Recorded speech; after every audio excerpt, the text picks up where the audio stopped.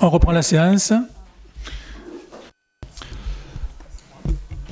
Alors nous avons donc une requête, étant donné que le nombre de conseillers municipaux désignés n'est pas limité. Nous avons 2 candidatures et s'il est possible de pouvoir intégrer Gisèle Rataboul et Mylène Culifaille-Tesson à cette commission, de manière à pouvoir participer activement à cela.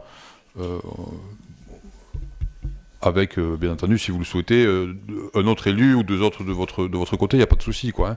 Mais s'il est possible d'accepter donc les 2 candidatures, donc Gisèle Rataboul et Mylène Culifaille-Tesson. Bon, c'est d'accord pour les 2, hein, donc il n'y a pas de problème. Donc, est-ce qu'il y a quelqu'un d'autre qui souhaite dans le groupe Non, je ne crois pas. Voilà, on avait fait le tour.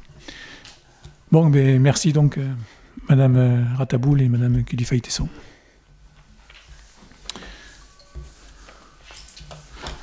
Donc Patrice. Il faut qu'on vote, excusez-moi. Donc qui vote donc pour ces 3 personnes, donc qui votent pour, on va aller direct, voilà. Merci, vote à l'unanimité. Nous passons aux petites villes de Maine, monsieur. Bien, tout d'abord, vous avez sur table une partie, l'article 2, et la présentation de la convention cadre Petite Ville de demain, puisqu'on vous a envoyé par mail, en fait c'était un projet donc, de rédaction qui a été revu, donc vous l'avez sur cette page recto verso. La commune de Carmaux et la communauté de communes de la 3CS ont été retenues par l'État dans le cadre du programme national Petite Ville de demain. Bon, pour le département du Tarn, c'est 15 collectivités qui ont été retenues, dont la commune de Blaye et la commune de Carmaux. Ce programme vise à donner aux communes de moins de 20 000 habitants qui exercent des fonctions de centralité et présentent des signes de fragilité les moyens de concrétiser leurs projets de territoire pour conforter leur statut de ville dynamique dans le maillage territorial local selon leurs propres enjeux. L'engagement dans le programme s'est concrétisé par la signature de la convention d'adhésion au programme le 18 août 2021 et le recrutement d'un chef de projet cofinancé par l'Agence nationale de la cohésion des territoires dans le cadre de cette convention d'adhésion. La commune et la communauté de communes se sont notamment engagées à élaborer et mettre en œuvre un projet de territoire explicitant une stratégie de revitalisation. Ce projet de territoire doit être formalisé dans un délai de 18 mois, bon, il y a 2 mois de retard maximum, à compter de la signature de la convention d'adhésion au programme, par le biais d'une convention d'opération de revitalisation de territoire.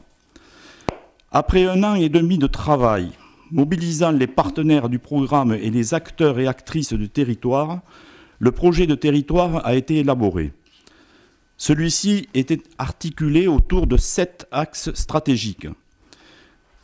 Développer et faciliter les mobilités actives, alternatives et solidaires au service d'une ville inclusive. Intégrer la nature à la ville pour un territoire agréable à vivre, adapté au changement climatique et aux risques. Maîtriser le développement de l'habitat et améliorer la qualité des logements. Améliorer le pouvoir de vivre des habitants et restaurer les liens entre les personnes. Faire des transitions énergétiques et écologiques des voies d'avenir pour le territoire. Donner un nouveau souffle au savoir-faire et à la vie commerciale du territoire. Et enfin, écrire un nouveau récit territorial grâce à nos richesses culturelles, patrimoniales et écologiques. Accompagner d'un socle commun à toutes les actions, l'image du territoire et la place donnée à la jeunesse.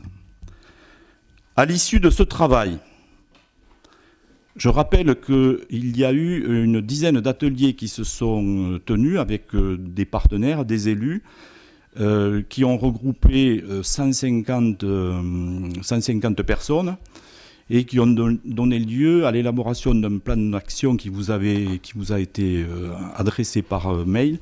Alors ça peut sembler être un catalogue à la Prévert, mais c'est le fruit des débats qui sont issus donc des réflexions menées dans les ateliers. Et sur ce tableau, vous avez des échéanciers à court, moyen terme et long terme, et avec des priorisations. Et ces actions, ce n'est pas parce qu'elles sont répertoriées qu'elles seront obligatoirement mises toutes en place, puisque certaines demanderont une période de réflexion au niveau de la faisabilité et aussi du financement. Donc, à l'issue de tout ce travail, un projet de convention cadre valant convention d'opération de revitalisation de territoire a été rédigé. Ce projet de convention présente les ambitions du territoire, définit les orientations stratégiques et le plan d'action, identifie le périmètre de l'opération de revitalisation de territoire, précise les engagements de l'ensemble des partenaires et acteurs du programme, définit les modalités de gouvernance permettant d'assurer le suivi et l'évaluation du programme. Alors je vais quand même vous donner lecture de l'article 2, dont le titre est « Les ambitions du territoire ». Et c'est quelque chose d'important, Monsieur Bouissier, pour vous démontrer quand même qu'on ne laisse pas tomber le territoire et les habitants du Carmozin. Voilà, c'est une parenthèse que je tenais à préciser. Alors certes, on peut trouver le temps long, mais vous savez pertinemment que dans le cadre de Petites Villes de demain, on est tenu à un calendrier qui nous est imposé et dont on n'est pas maître. Voilà. Alors les ambitions du territoire. Le territoire a pour ambition de construire un projet structurant pour un avenir respectueux des attentes des habitants et des contraintes environnementales. C'est par une meilleure image et une plus grande attractivité que notre territoire sera en mesure de développer l'économie et les services qui sont des attentes fortes de la population. 3 leviers principaux seront plus particulièrement travaillés pour atteindre cet objectif. En premier lieu, les espaces publics doivent être repensés afin qu'ils soient respectueux de l'environnement et générateurs de vie sociale. Des ambitions écologiques sont portées par les souhaits d'adapter la ville au changement climatique et d'améliorer le cadre de vie. Concrètement, il s'agit de désimperméabiliser et de renaturer pour faire respirer le centre-ville, ce qui permettra aussi de lutter plus efficacement contre le risque d'inondation tout en améliorant la qualité des espaces publics. Par ailleurs, il y a la volonté de se réapproprier l'existant, c'est-à-dire les parcs, les berges, les jardins ouvriers et familiaux, en le valorisant, le rendant accessible ou le faisant évoluer. Cela permettra aussi de favoriser la convivialité du territoire, autant pour le cœur du centre-ville que pour les habitants en quartier politique de la ville. En deuxième lieu, il s'agit de mettre en valeur le patrimoine qui est une grande richesse et diversité sur tout le territoire. Patrimoine industriel, social, culturel et paysager en sont quelques exemples. L'habitat et l'immobilier sont également des axes majeurs d'action pour favoriser le bien-être des habitants et des commerces. L'habitat étant une problématique importante du territoire, très forte vacance, 6%, qualité et taille des logements, inadéquation avec les attentes des gens, etc.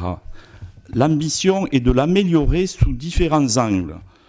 Cela passe par la mise en place d'une politique de l'habitat correspondant aux besoins, par la mise en accessibilité des logements, par la montée en qualité des espaces publics en proximité de l'habitat de centre-ville et par la facilitation de l'accueil des populations. Un autre levier important de la redynamisation concerne le rééquilibrage des modes de transport en encourageant les alternatives à l'automobile au profit des autres mobilités et en adaptant les infrastructures. À cela s'ajoute la volonté de mieux se relier aux autres territoires par une amélioration de la desserte, le développement du vélo ou des réflexions pour créer de nouveaux services en mobilité. Le vivre ensemble et le pouvoir de vivre des populations sont des sujets importants. Ainsi, la volonté d'intégrer les jeunes dans la réflexion est forte pour leur redonner une place réelle sur le territoire avec de meilleures perspectives d'avenir. Aussi, rendre plus efficient le fonctionnement associatif, réfléchir aux usages du patrimoine immobilier et sportif, ou encore dialoguer avec les personnes dans chaque quartier est nécessaire pour améliorer les services rendus à la population.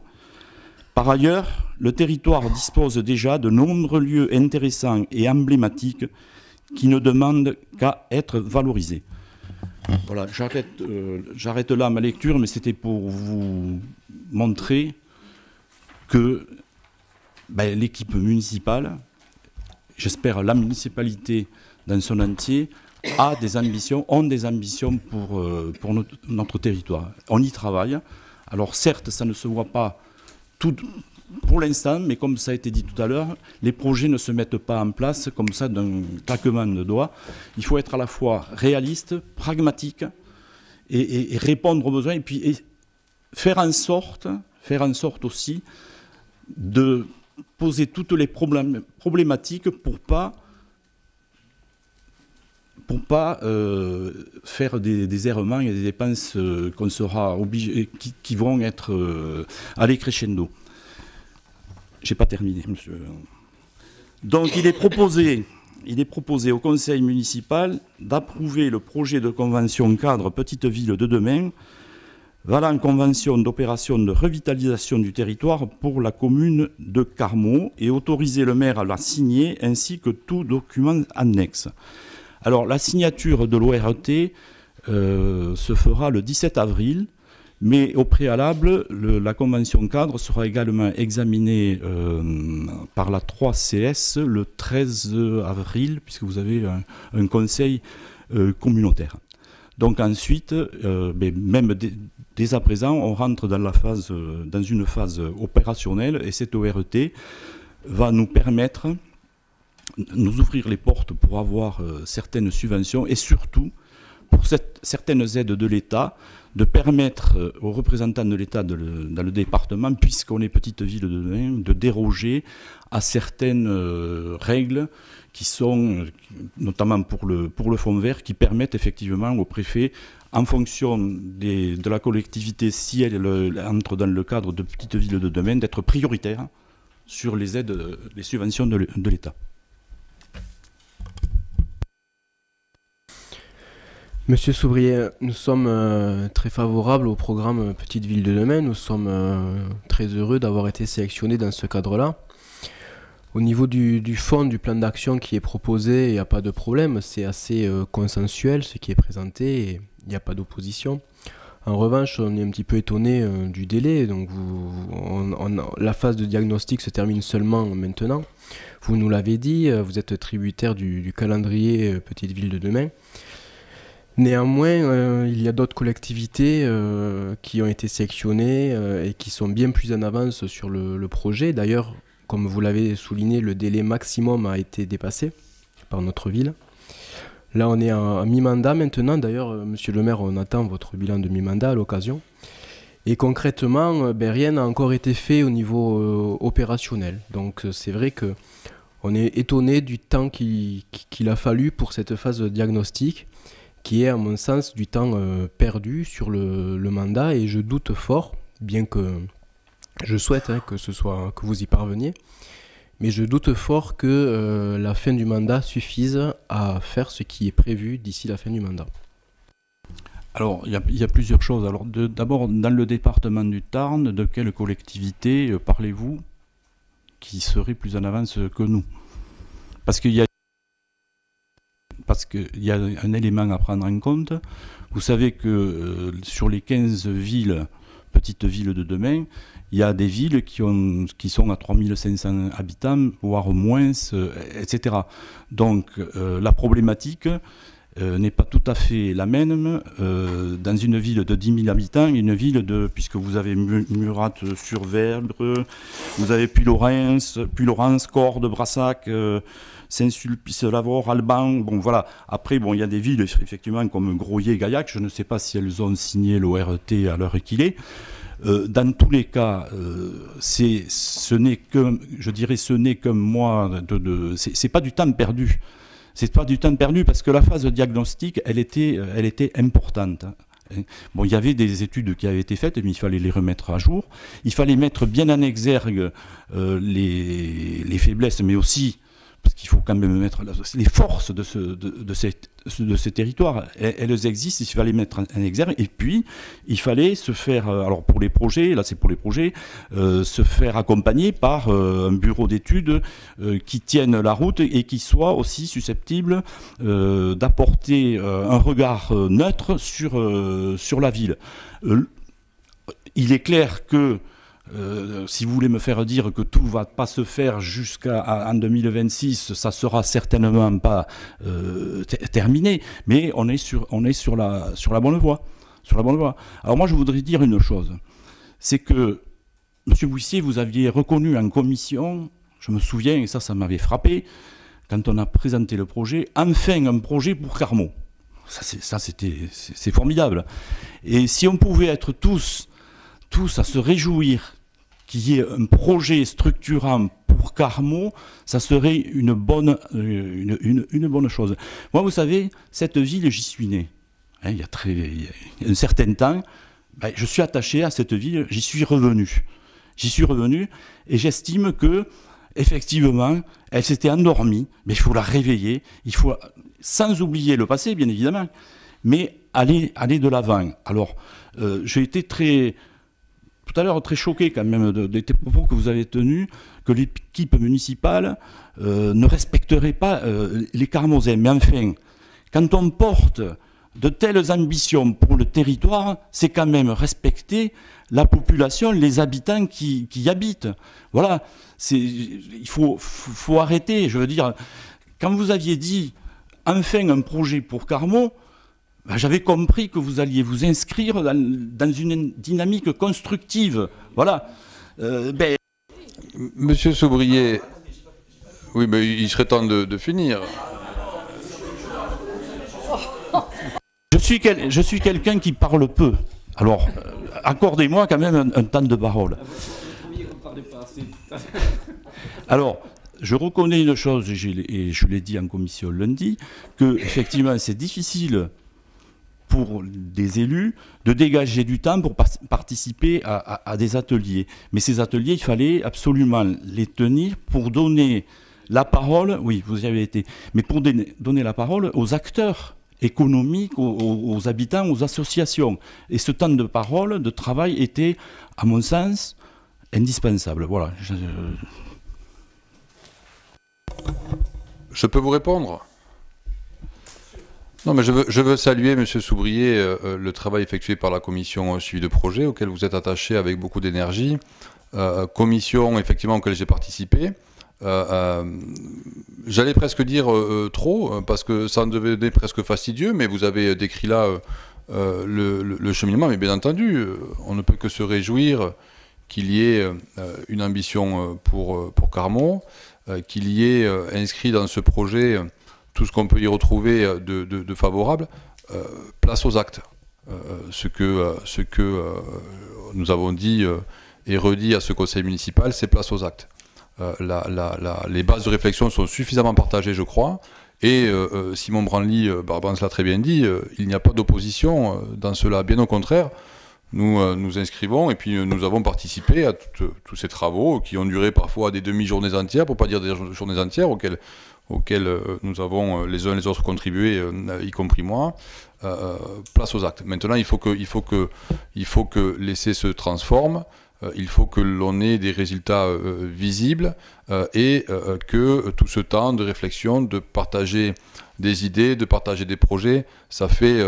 je suis élu, moi, depuis 2014. Depuis 2014, on étudie, on fait des projets, certains se sont réalisés, et depuis 2014 et bien avant, on partage les constats avec les chambres consulaires, CCI, etc., avec des différents acteurs économiques, sociaux du territoire.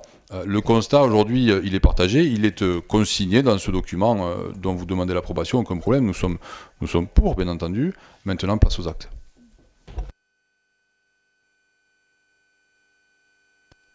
Donc, s'il n'y a pas d'autres questions, on peut passer au vote.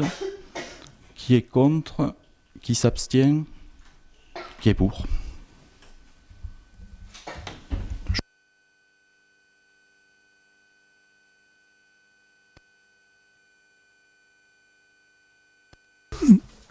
Donc M. Touzani nous a transmis une proposition de motion concernant la dotation globale de fonctionnement. Donc je vais lui laisser la parole.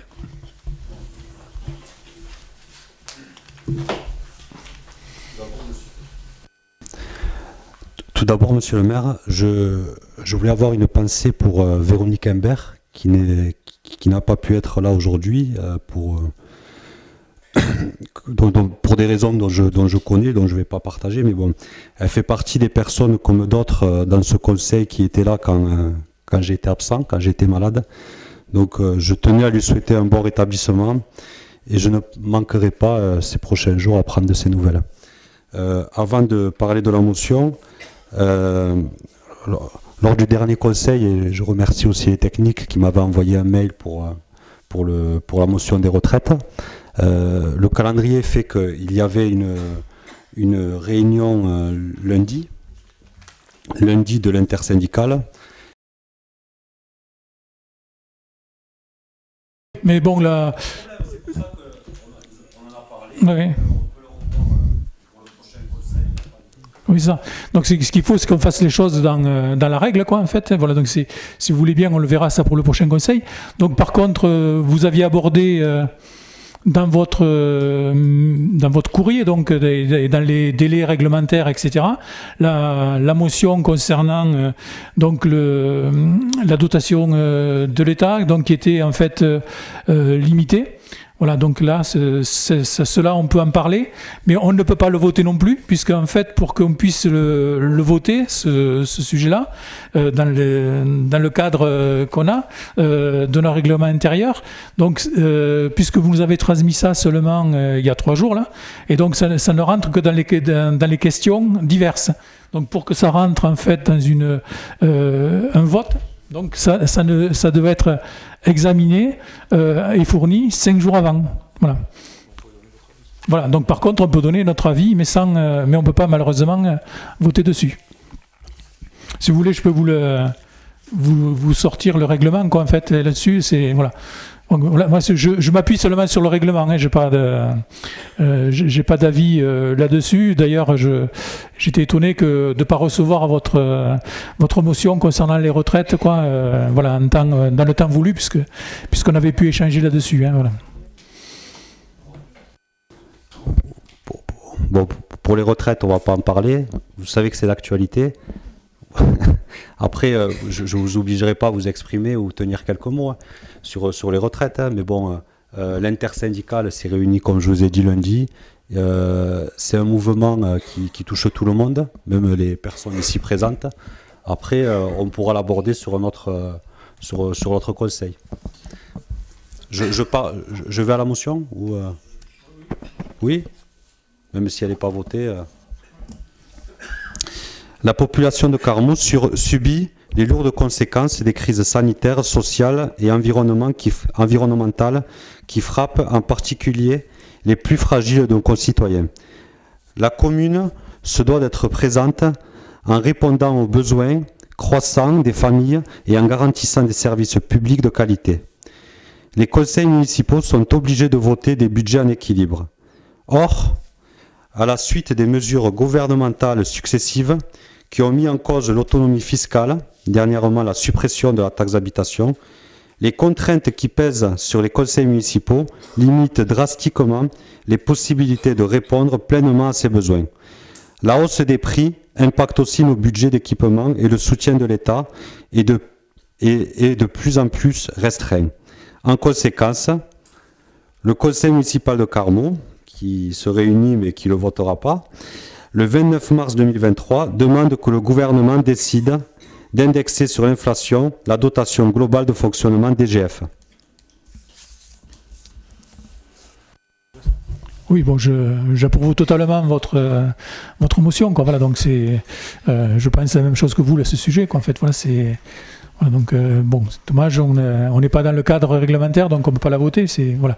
Donc on pourra le faire lors du prochain conseil municipal, comme on fera d'ailleurs peut-être pour la retraite, on peut aussi y revenir.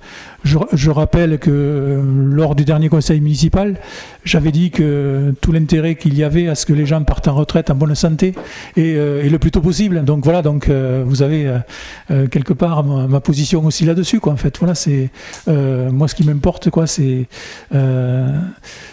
l'humanisme, quoi. C'est la santé des gens, c'est le bien-être. Voilà, tout ça, c'est pour moi, ce sont des choses importantes. Voilà, donc même si j'aime pas les conflits, mais bon, je suis dans cette vision-là.